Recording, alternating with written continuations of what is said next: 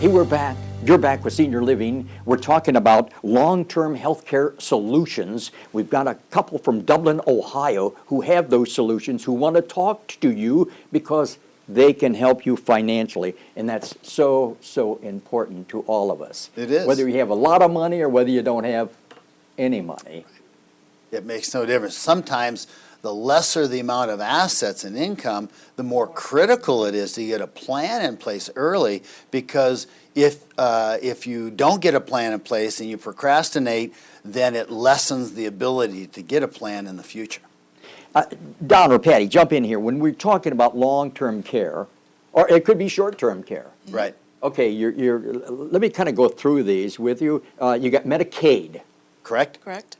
Okay, and of course, I'd like to find the guy or the gal who called them Medicare and Medicaid and hang them by their toes or something, because terribly, terribly confusing. It is. They are. Medicaid, Yes. Medicare. Yes. Then there's VA benefits, and then there's private savings. I say to our families, we want to know what bucket to pull the money from. You can have private insurance, long-term care insurance. You could have private savings, CDs, and so on. You can have Medicare benefits, and you can have Medicaid benefits, and you can have VA benefits.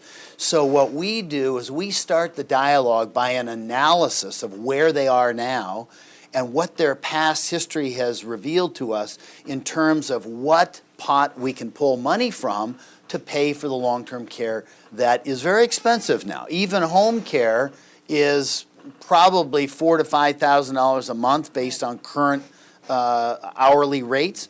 But in a nursing home, it's anywhere from $4,500 to $7,000 a month. And most middle-class Americans simply cannot afford to sustain that long-term.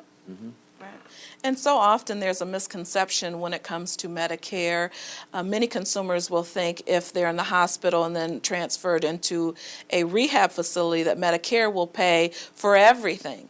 I mean, it's just a blanket statement. I'm not worried about anything. Oh, yeah. Medicare pays for everything.